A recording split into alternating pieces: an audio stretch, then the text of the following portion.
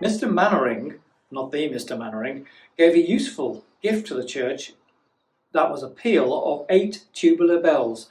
They date from 1849.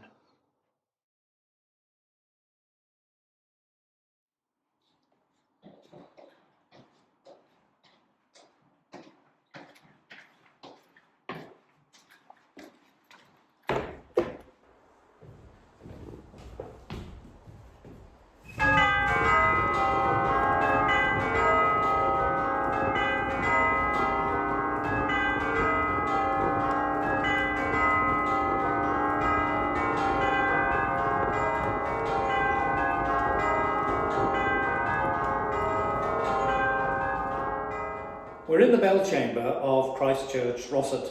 The church was dedicated in 1892. The bell tower was developed much later. The date still seems unknown. When you think of bell ringing, you probably think of a team of bell ringers, each with one of these, which is called a sally. Each member of the bell ringing team would pull and the bell would ring all the way around in that circle. However, here in Rossett we have tubular bells, made famous perhaps by Mike Oldfield. There are 8 of them, each representing one note in the scale of music. So there are 8 of them. Here they are, because they're upstairs in the bell chamber. You can't see them from here. They're linked by the rope which rings the hammer, and the hammer rings the bell. So here we are in front of the frame where the bells ring, having pulled one of the 8 notes. There are 8 notes in the scale. Each bell, each rope represents each note.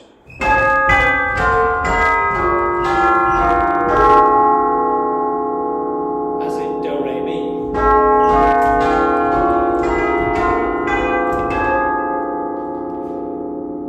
So in a peal of bells, for example at a wedding or prior to church, you ring the 8 notes in a sequence.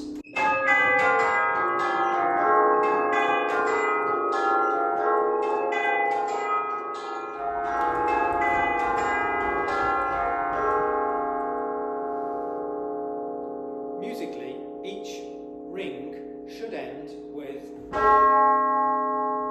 do at the bottom.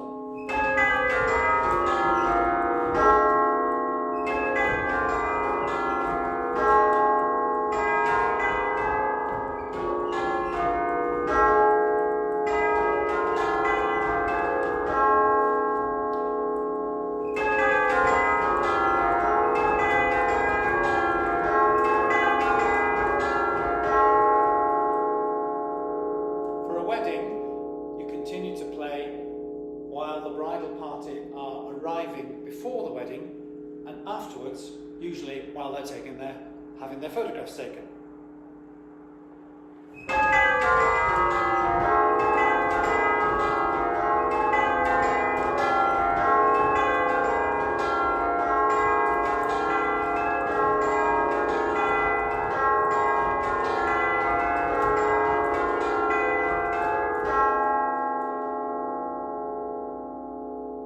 Here, because I've got a trap door, I can see the bridal party.